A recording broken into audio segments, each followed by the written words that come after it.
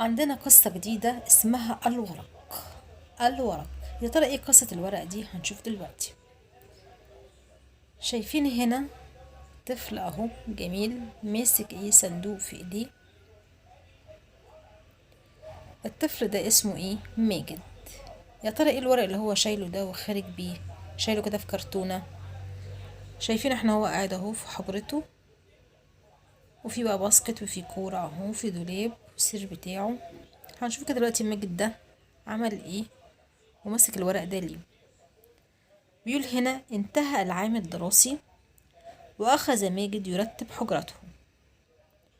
وجد أوراقا كثيرة مستعملة، جمعها في صندوق وذهب ليلقي بها في صندوق القميمة. معنى بقى الكلام ده ان العام الدراسي كان انتهى بتاعه وخلص مذاكرة وخلاص، وعاوز بقى يرتب الحجرة بتاعته والأوضة بتاعته. فلا بقى ورق كتير فيه مستعمل ملوش أي لازمة. بدأ يجمعه اهو في صندوق اهو زي ما احنا شايفين. وراح بقى بيها فين؟ رايح بيها عشان يرميها في صندوق القميمة. شايفين اهو باباه واقف معاه في الأوضة وبيسأله. بدأ يسأله، بيقول له بقى رآه والده فسأله، يعني باباه شافه قال له بقى، بدأ يسأله: ماذا تلقي في صندوق القمامة يا ماجد؟ يعني انت رايح ترمي في صندوق القمامة؟ رد ماجد وقال له: أوراق استخدمتها في المذاكرة ولا أريدها الآن. ده ورق يا بابا معايا خلاص وخلصته ومش عاوزه خلاص، فانا انتهيت منه وهروح ارميه خلاص في صندوق القمامة. بابا قال له بقى قال الاب: ولما لا نعيد استخدامها مرة اخرى؟ طب ليه يا ماجد انت ما تستعملش الورق ده التاني؟ ليه رايح ترميه؟ قال له بقى ماجد: قال ماجد: كيف استخدمها مرة اخرى وهي غير فارغة؟ طب انا ازاي بابا هستعملها؟ دي مليانه ورق ونشخبط فيها وخلاص، ده ورق كمان مذاكرتي، يعني مش محتاج وخلاص. انا خلصت الحاجه دي، مش مستعملها تاني ولا محتاجها تاني. لقينا بقى بابا هنا بيقول له بقى طيب يا ترى بابا هنا بيقول له بقى قال الاب: لم اقل استخدمها، انا ما قلتلكش استخدمها، لكني قلت اعاده استخدامها، ان احنا نعيد استخدامها، وذلك باعاده تدوير بقى الورق ليكون صالحا للاستخدام. يعني احنا ممكن نخلي الورق ده في شكل تاني ونستعمله بس بشكل تاني. دي بقى اسمها اعادة تدوير.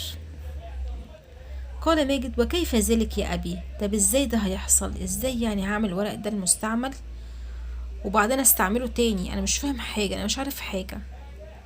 قال الاب: عليك ان تبحث عن طريقة اعادة تدوير الورق. قال له يعني انت روح دور في النت ازاي ممكن نعيد استخدام الورق تاني المستعمل ده، واكيد هنلاقي طريقة بدل من نرميه ويعمل تلوث في البيئة.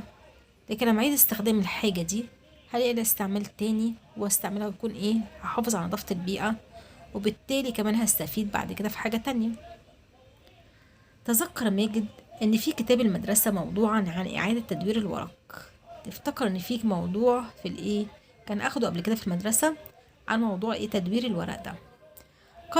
قرأ ماجد الإرشادات وبدأ في التنفيذ. بدأ يشوف بقى ازاي هيعمل او ينفذ الفكرة اللي بابا قال له عليها دي.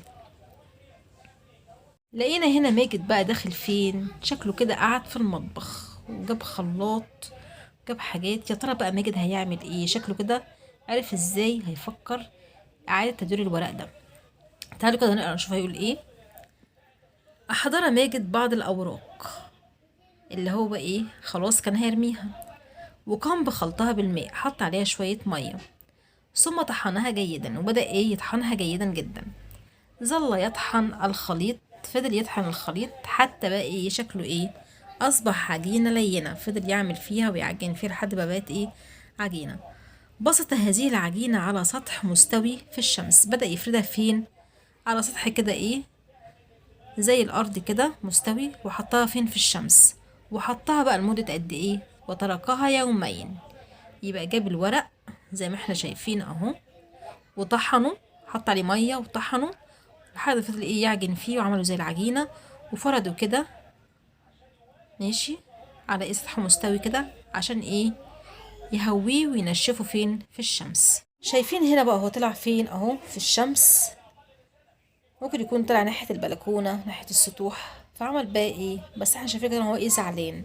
تعالوا كده نشوف هو زعلان كده ليه. وبعد يومين كان ماجد متحمسا جدا لرؤية الورق الذي صنعه.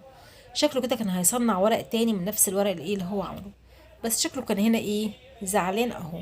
يا ترى بقى ليه؟ شايفين بقى الورق هنا عمل ايه؟ بقى متفتفت. طب ليه بقى اللي حصل؟ حاول ماجد رفع الورق، كان بيحاول ان هو يرفعه كده، ماشي، من على السطح، من على ايه، من السطح اللي هو ايه كان فرده عليه، لكنه كان يابسا جدا، كان طري قوي، فايه اتكسر في ايديه. شايفين اتكسر ازاي في ايديه؟ لان هو عامل ايه، ما كانش ناشف كويس. فكر ماجد لما لم يصبح العجينه ورقا. ليه العجينه بتاعتي اللي كنت عاملها ما بقتش ورق؟ ده انا قاري الارشادات كويس جدا، ممكن اكون نسيت حاجه. لازم بقى ارجع الخطوات تاني ايه من الاول. انا زعلان قوي قوي. انا هنا ايه بقى فرحان اهو، وماسك في ايديه ايه، ملح، علبة الملح، وعلبة مكتوب عليها نشا. يا ترى هو ده اللي كان ناسيه فعلا، وعشان كده الورق باظ وما طلعش منه كويس. تعالوا كده نشوف. كاتب هنا ايه، رجع الى طريقة صنع الورق التي وجدها. رجع تاني عشان يقرا في الكتاب اهو اللي قدامه ازاي الورق بيتصنع، وفضل بقى يقرا ايه كويس جدا، وقرأ بدقة. وجد ان هناك خطوة تركها. الظاهر كان عليه ايه، نسي خطوة او ايه، ما خدش باله منها، ما شافهاش. وهي باقي الخطوة دي هي إضافة قدر قليل من النشا والملح. شفت بقى عشان هو كده ايه ماسك بقى النشا والملح تاني ليه، او هو كان ما كانش اصلا ماسكهم في الاول ليه؟ لان هو ما كانش اصلا ايه اخد باله ان الخطوة دي موجودة ايه من الاول خالص. طيب هيبدأ بقى ان هو ايه يضيف الايه، الملح والنشا على ايه، على العجين اللي احنا كنا ايه قايلين عليها. طيب فبدأ من جديد وأحضر ورقا وخلطه بالماء، هيعمل نفس اللي هو عمله قبل كده، بس المرة دي بعمل بقى ايه، هذه المرة أضاف النشا والملح وخلط الخليط جيدا، ثم قام بتصفية الخليط من الماء. بدأ ايه يصفيه من المية الزايدة، وفرشه تاني فين، في الشمس. ويا رب يطلع بقى ايه ورق جميل كده عشان يبقى ايه فرحان. فين بقى ايه، ماجد هنا بدأ ان هو فعلا بقى ايه فرحان، والورق ايه ما اتكسرش معاه زي المرة اللي فاتت. شكله اهو فرحان اهو وسعيد. تعالوا نشوف ايه اللي حصل. بعد يومين ذهب ليترقب ما صنعه. بعد يومين شاف ايه بقى ايه، طلع كده يبص كده على الورق، لمسه فوجده ملمسه ناعما. ده لاقيه بقى ناعم وجميل مش زي المرة اللي فاتت اتكسر معاه. ورفعه كده فوجده لينا طري كده وجميل. بدأ بقى ان هو يكتب عليه فظهرت الكتابة، وبدأ ايه يكتب عليه كأنه بقى ورق عادي. لا ايه الكتابة بتظهر ايه على الورق ده. شايفين بقى هو سعيد ازاي وفرحان. طيب راح بقى هو شكله ايه، راح بسرعة اهو جري اهو لمامته وباباه عشان يفرحهم ويقول لهم بقى انا ايه، ان انا صنعت ورق جميل. تعال نشوف بقى ان هو ايه قال لهم ايه، او هو قال له ايه.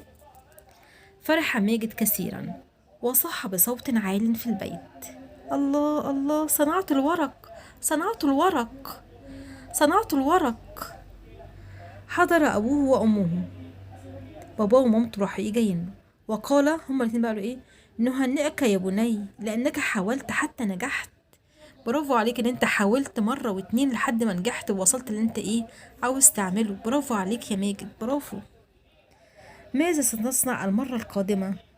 بابا قال له بقى ايه، طب انت هتعمل ايه المرة القادمة؟ فضل بقى ماجد يفكر وقال: سأصنع قلما. وبكده تكون قصتنا الجميلة انتهت، قصة الورق مع ماجد وباباه ومامته.